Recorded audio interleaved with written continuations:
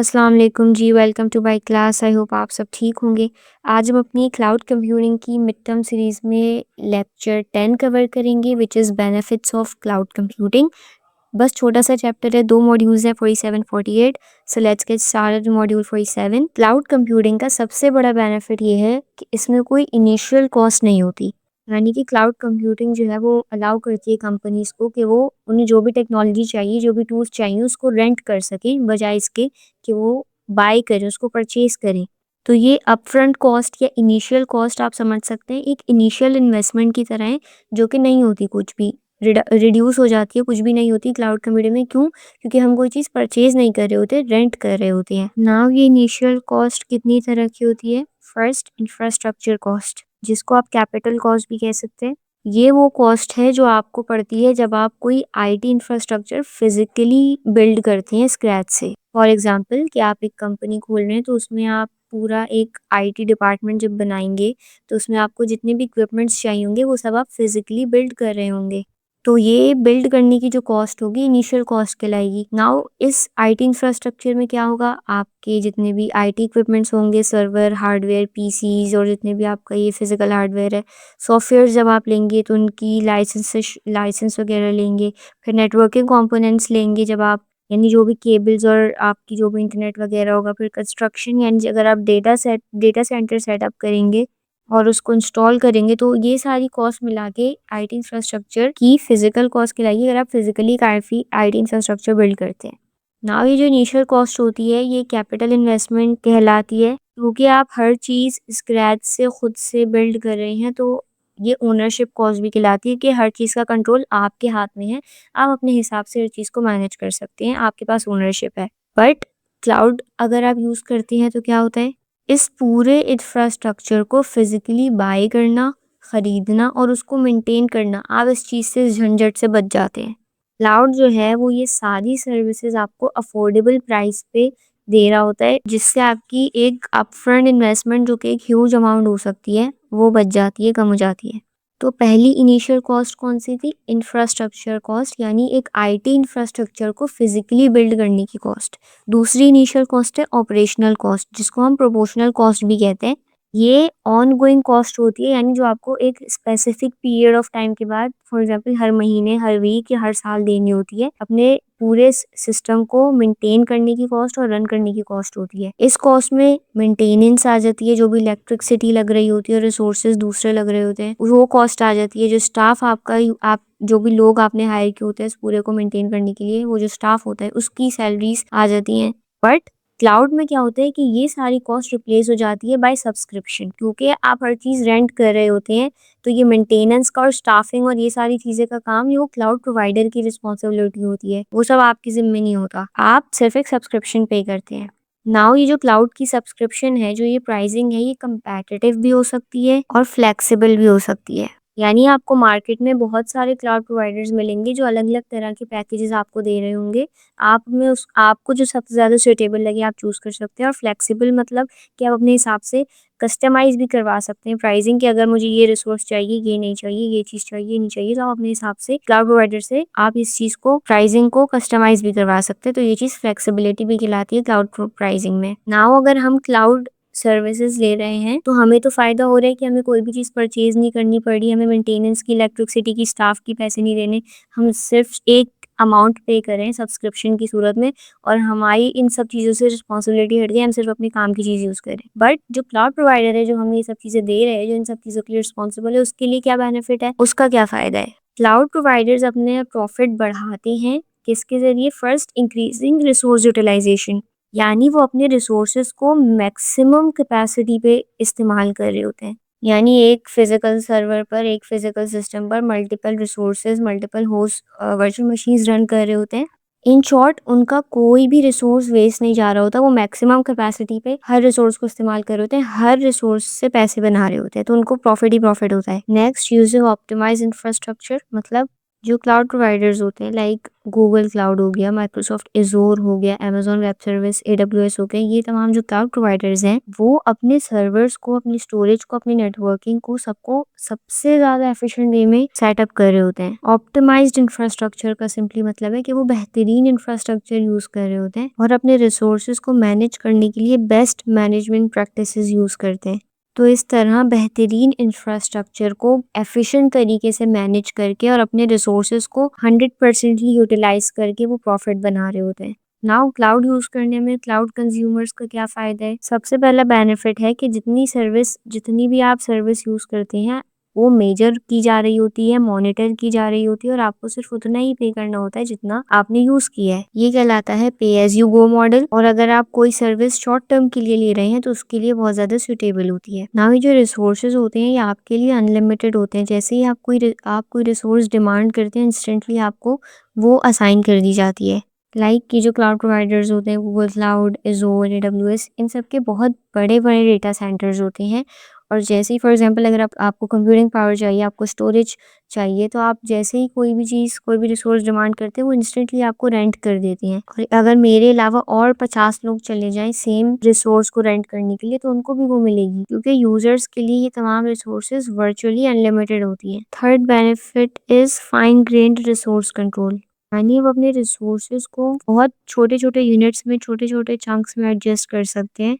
यानी for example आपने cloud से एक स्टोरेज ली हुई है और उसकी जो भी कैपेसिटी है वो फुल हो गई है और अब आपको अपना कुछ और डेटा स्टोर करने के लिए स्टोरेज चाहिए, तो बजाय इसके कि आप कम्प्लीटली न्यू रिसोर्स लें, आप उसकी कैपेसिटी 1 GB से बढ़ा सकते हैं। तो यानी आप स्मॉल यूनिट्स में अपने रिसोर्सेज को एडजस्ट कर सकते हैं। Next is easy migration. Cloud के ऊपर अपने डेटा को, अपनी एप्लीकेशंस को मूव करना, शेयर करना, सेंड और रिसीव करना बहुत ज़्यादा ईजी है, क्योंकि तमाम cloud services over the internet होती हैं। तो आप अपने डेटा और एप्लीकेशंस को ओवर द रीजन्स मूव कर सकते हैं और जब आपको ज़रूरत हो तब आप उनको रीलोकेट कर सकते हैं। तो अगर हम इस मॉड्यूल को समराइज़ करें तो हमने पढ़ा कि जो इनिशियल इंफ्रास्ट्रक्चर कॉस्ट होती है, अगर हम खुद से फिजिकली अपना एक आईटी सेटअप बनाने बैठे तो हमें इतनी इनिशियल कॉस्ट पड़ेगी, तो क्लाउड ने उस इनिशियल इंफ्रास्ट्रक्चर कॉस्ट को रिड्यूस कर दिया। जो ऑपरेशनल कॉस्ट होती है, यानी ऐसी कॉस्ट जो आपको हर महीने हर साल पे करनी है, स्टाफ की सैलरी, इलेक्ट्रिसिटी के बिल्स, सिस्टम को मेंटेन करने की जो कॉस्ट है, ये ऑपरेशनल कॉस्ट कहलाती है। तो इसको रेंटल मॉडल के साथ रिप्लेस कर दिया गया। यानी जब आप क्लाउड सर्विस लेते हैं तो सिंपली आप एक सब्सक्रिप्शन पे कर रहे होते हैं। और क्लाउड कंज्यूमर्स के लिए बेनिफिट क्या क्या है? Pay as you go pricing model है कि जितनी सर्विस आप यूज़ करेंगे उतना ही आपको चार्ज किया जाएगा। अनलिमिटेड रिसोर्सेज है, जब दिल चाहे आप उन रिसोर्सेज को एक्सेस कर सकते हैं। फाइन ग्रेन्ड स्केलेबिलिटी है, आप बहुत ही कम यूनिट्स पर अपने रिसोर्सेज को एडजस्ट कर सकते हैं, कम या ज़्यादा कर सकते हैं, ताकि कोई रिसोर्स वेस्ट ना हो और आप सिर्फ उतना इस्तेमाल करें जितनी आपको ज़रूरत है। और आपका एप्लीकेशंस को और आपके डेटा को माइग्रेट करना over the internet, over the cloud बहुत ज़्यादा ईजी होता है। तो ये मॉड्यूल यहाँ पर ख़त्म हुआ। Let's move on to next module 48, which is increased scalability, availability and reliability. Scalability का मतलब आपको अब तक पता होना चाहिए। Increased scalability यानी क्लाउड कंप्यूटिंग आपको ये सलाहियत, ये एबिलिटी देती है कि आप डिमांड के मुताबिक अपने रिसोर्सेज को इंक्रीज या डिक्रीज कर सकें।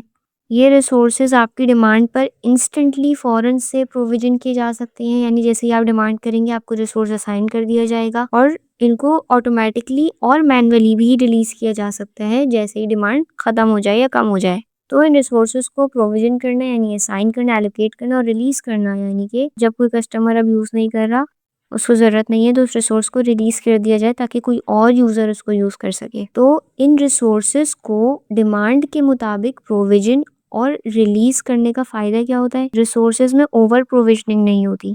यानी कस्टमर सिर्फ उतना ही रिसोर्स इस्तेमाल करता है जितनी उसको ज़रूरत हो, जिसकी वजह से क्या होता है कि वो कोई भी एक्स्ट्रा रिसोर्स नहीं खरीदता जो वो इस्तेमाल ना करे और कोई रिसोर्स वेस्ट नहीं होता। अंडर प्रोविजनिंग नहीं होती। अंडर प्रोविजनिंग की ज़रूरत ज़्यादा है और रिसोर्स कम है हमारे पास, यानी कि हमारे पास डिमांड बहुत ज़्यादा आ गई, कस्टमर्स बहुत ज़्यादा आ गए और रिसोर्सेज कम पड़ गए। तो इंस्टेंटली कस्टमर की डिमांड पर प्रोविजन किया जाता है और जैसे ही उसकी नीड ख़त्म होती है उसको रिलीज़ कर दिया जाता है। इसकी वजह से रिसोर्सेज ओवर प्रोविजन या अंडर प्रोविजन नहीं होते। Next is availability.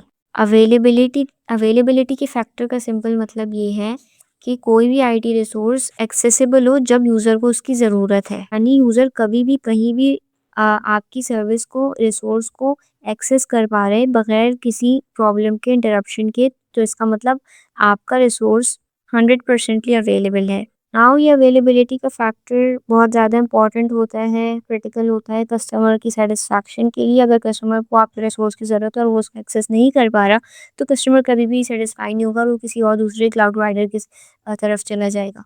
तो आपका रिसोर्स 100% अवेलेबल होना चाहिए, अवेलेबिलिटी का फैक्टर होना चाहिए बिजनेस कंटिन्यू करने के लिए। क्योंकि सिंपल सी बात है, जब ज़रूरत के वक़्त आपके रिसोर्स को एक्सेस नहीं कर पाएगा यूज़र, तो वो किसी दूसरे क्लाउड प्रोवाइडर की तरफ चला जाएगा। अनअवेलेबिलिटी से क्या नुकसान होगा कि आप अपने कस्टमर्स लूज़ कर रहे होंगे क्योंकि वो दूसरे क्लाउड प्रोवाइडर्स की तरफ जा रहे होंगे, और आपको फाइनेंशियल लॉस होगा क्योंकि आपने तो physical infrastructure data centre build करने पर पैसे लगाए हुए हैं एज अ क्लाउड प्रोवाइडर। तो अगर कोई कस्टमर आपकी सर्विस यूज़ ही नहीं कर रहा होगा बिकॉज ऑफ अनअवेलेबिलिटी, तो सिंपली आप प्रॉफिट नहीं बना रहे होंगे, तो आपको फाइनेंशियल लॉस ही होगा। एग्जाम्पल आपको दी हुई कि अगर एक ऑनलाइन ऑर्डरिंग एप्लीकेशन है कोई और उसका डेटाबेस डाउन हो जाए, कस्टमर ऑर्डर प्लेस नहीं कर सकता, तो वो क्या करेगा, दूसरे ऑप्शंस की तरफ जाएगा। तो कस्टमर के लिए ये अवेलेबिलिटी का फैक्टर बहुत ज़्यादा इंपॉर्टेंट होता है कि जब भी कभी वो आपकी सर्विस को, आपके रिसोर्सेज को एक्सेस करने की कोशिश करे, तो आपका रिसोर्स उसको अवेलेबल मिले। Third is reliability. रिलायबिलिटी का मतलब है कि आपकी आईटी रिसोर्स इतनी केपेबल है कि बगैर किसी फेलियर के कंसिस्टेंटली परफॉर्म कर सकती है। रिलायबिलिटी का फैक्टर इंश्योर करते हैं कि डेटा कंटिन्यूअसली प्रोसेस होता रहे, उसमें कोई इंटरप्शन ना आए, ताकि जब भी कोई यूज़र डिमांड करे तो उसको बगैर किसी इंटरप्शन के वो एक्सेस कर सके। सिस्टम की जो परफॉर्मेंस मेजर हो रही होती है, वो चीज़ भी रिलायबिलिटी के अंदर आती है कि आपका सिस्टम कितनी एफिशिएंटली परफॉर्म कर रहा है। जैसे कोई यूज़र कोई रिक्वेस्ट करता है, तो कितना टाइम लेता है आपका सिस्टम उसकी रिक्वेस्ट को रिस्पॉन्ड करने में, और किसी एक कंपोनेंट के फेल होने से पूरे सिस्टम पर फर्क पड़ता है। जैसे यहाँ पर आपको एक एग्जांपल दी गई है कि failure of a network switch can crash a distributed system. अगर एक सिस्टम डिस्ट्रीब्यूटेड है, मल्टीपल सिस्टम सर्वर्स और वर्चुअल मशीन्स के बीच में डिस्ट्रीब्यूटेड है एक टास्क को परफॉर्म करने के लिए, और उसमें अगर नेटवर्क स्विच फेल हो जाता है, क्योंकि नेटवर्क स्विच के जरिए वो तमाम एप्लीकेशंस आपस में कनेक्ट करी होंगी, कम्युनिकेट करी होंगी, तो उसके फेल होने से उस पूरे डिस्ट्रीब्यूटेड सिस्टम पर फर्क पड़ेगा और वो क्रैश हो जाएगा। तो इसलिए रिलायबिलिटी का फैक्टर, यानी कि आपका सिस्टम बगैर किसी फेलियर के कंसिस्टेंटली कितना परफॉर्म कर पा रहे हैं, इस चीज़ के लिए केपेबल है या नहीं, ये चीज़ बहुत ज़्यादा इंपॉर्टेंट होती है।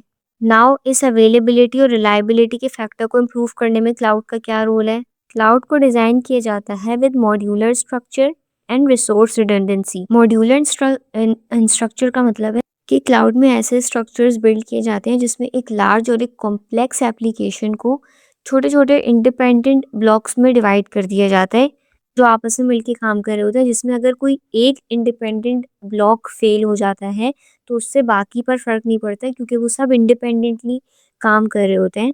मतलब कि उनका इंफ्रास्ट्रक्चर इंडिपेंडेंट होता है, एक दूसरे पर डिपेंडेंट नहीं होता, बट वो किसी एक टास्क पर मिलकर काम कर रहे होते हैं।